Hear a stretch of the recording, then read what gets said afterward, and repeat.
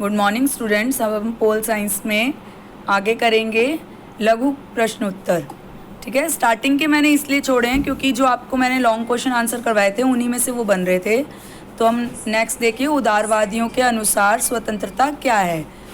जो उदारवादी हैं उनकी विचारधारा क्या है कि जो व्यक्ति है उसका राज्य के कार्यक्षेत्र तथा व्यक्ति की स्वतंत्रता में विरोध है, आपस में जो है इनके विरोध है।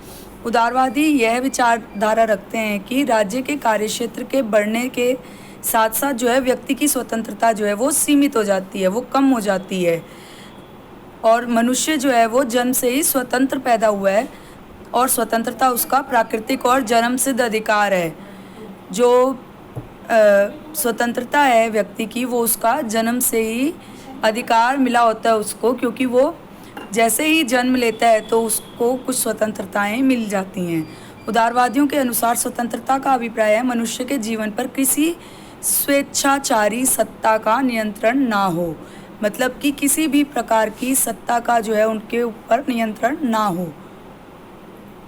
अपने विवेक के अनुसार आचरण करने की उनको स्वतंत्रता मिली हो। लास्की के अनुसार जो है उदारवाद का स्वतंत्रता से सीधा संबंध है, क्योंकि इसका जन्म समाज के किसी वर्ग के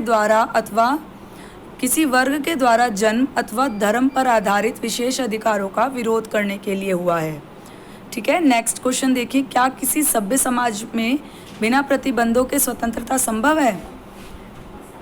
नहीं, ये बिल्कुल भी संभव नहीं है कि बिना किसी प्रतिबंधों के स्वतंत्रता संभव हो। बिना प्रतिबंधों के स्वतंत्रता का अर्थ गलत है। सभ्य समाज में मनुष्य को प्रत्येक कार्य करने के लिए स्वतंत्रता नहीं दी जा सकती। अगर हम सब प्रकार की स्वतंत्रता दे देंगे व्यक्ति को तो वो तो जाके किसी का भी खून कर देगा, उसको स्वतंत्रता मिली हुई है। तो इससे क्या होगा, दूसरे व्यक्ति की स्वतंत्रता का हनन हुआ ना। इसलिए जिस प्रकार बदसूरती का होना खूबसूरती नहीं है, मतलब कि अगर कोई बदसूरत नहीं है तो वो खूबसूरत भी नहीं है, ये ज़रूरी नहीं है। वो खूबसूरत हो ये ज़रूरी नहीं है अगर कोई बदसूरत नहीं है तो। उसी प्रकार बंधनों का ना होना स्वतंत्रता नहीं है। यदि व्यक्ति को सभी प्रकार की स्वतंत्रता दे दी जाए तो समाज में अराजकता उत्पन्न हो जाएगी। समाज में फिर एक ही कानून होगा, जिसकी लाठी उसकी भैंस। मतलब कि अगर स्वतंत्रता मिल जाए तो जो ताकतवर होंगे वही उन्हीं का राज चलेगा।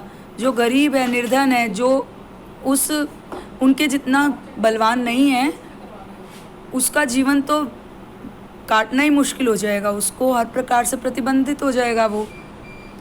तो जो निर्बल व्यक्तियों का जीवन है वो नहीं रहेगा। अतः व्यक्तियों को बिना बंधों के स्वतंत्रता नहीं दी जा सकती। नेक्स्ट क्वेश्चन, सतत जागरूकता की स्वतंत्रता की कीमत है। सतत जागरूकता ही स्वतंत्रता की कीमत है। टिप्पणी कीजिए। प्रोफेसर लास्की ने ठीक कहा है कि सतत जागरूकता, जब तक हम किसी चीज़ के प्रति जागरूक नहीं होंगे, हमें उसके बारे में नहीं पता होगा, तब तक हम जो है उसका कोई फ़ायदा नहीं उठा सकते। कोई उसके प्रति हम अपना जो हमारा कानून है उसको जब तक हम समझेंगे नहीं, तब तक हमें कैसे पता चलेगा कि वो हमारे लिए कितना लाभदायक है या कितना नुकसान दे रहा है हमें। तो सतत जागरूकता स्वतंत्रता की कीमत है। स्वतंत्रता की सुरक्षा का सबसे महत्वपूर्ण उपाय स्वतंत्रता के प्रति जागरूक रहना है। नागरिकों में सरकार के उन कार्यों के विरुद्ध आंदोलन करने की हिम्मत और हौसला होना चाहिए जो उनकी स्वतंत्रता को नष्ट करता हो। सरकार ने कोई कानून बना दिया, वो आपके लिए जो है वो सही नहीं है, आपको पता है कि ये मेरे लिए सही नहीं है, तो जब तक आप उसका विरोध नहीं करोगे सरकार तो ऐसे कानून बनाती रहेगी। तो एक नागरिक में इतनी हिम्मत होनी चाहिए, हौसला होना चाहिए कि वो उस कानून के प्रति अपने बात को कह सके या उसका विरोध कर सके। सरकार को इस बात का ज्ञान होना चाहिए कि यदि वो नागरिकों की स्वतंत्रता को कुचला जाएगा तो नागरिक जो है उसके विरुद्ध पहाड़ की तरह खड़े हो जाएंगे। लास्की के शब्दों में नागरिकों की महान भावना की कानूनी शब्दावली स्वतंत्रता की वास्तविक संरक्षक है। नेक्स्ट क्वेश्चन देखिए, क्या स्वतंत्रता असीम है?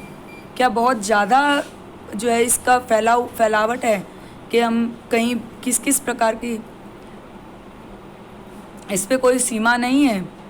स्वतंत्र व्यक्ति के विकास के लिए अति आवश्यक है कि स्वतंत्रता का सही अर्थ है कि प्रत्येक व्यक्ति को, स्वतंत्रता का सही अर्थ क्या है, प्रत्येक व्यक्ति को उन कार्यों को करने का अधिकार हो जिससे दूसरे व्यक्ति को हानि ना पहुंचे।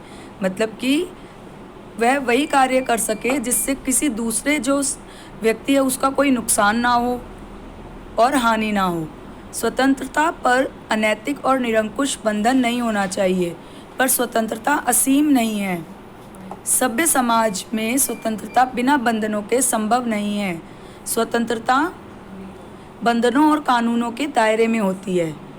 मतलब कि स्वतंत्रता जो मिलती है तो उसके साथ कुछ बंधन, कुछ कानून भी आपको उनका पालन करना पड़ता है, परंतु स्वतंत्रता पर अन्यायपूर्ण और अनुचित बंधन नहीं होना चाहिए। मतलब कि किसी भी अन्यायपूर्ण दबाव नहीं होना चाहिए स्वतंत्रता पर, और अनुचित बंधन नहीं होना चाहिए। लास्की भी केवल उन्हीं कार्यों को करने की स्वतंत्रता देता है जो व्यक्तित्व के विकास के लिए आवश्यक हो। उसके मतानुसार स्वतंत्रता करने योग्य कार्य को करने और उपयोग करने की सकारात्मक शक्ति है, और यह कार्य अथवा वस्तु ऐसी है जिससे हम सामान्य रूप से दूसरे के साथ कर सकें। ठीक है, अब आपने इन क्वेश्चंस के आंसर को लिखना है अपनी नोटबुक में, और एक बार आप मुझे अपना काम भी सेंड करिए, आपने मैं जहाँ तक करवा चुकी हूँ वो कर भी रहे हो कि नहीं। ठीक है, और अब मेरे पर्सनल नंबर पे आप इसकी जो है पिक खींच के सेंड करिए। Thank you.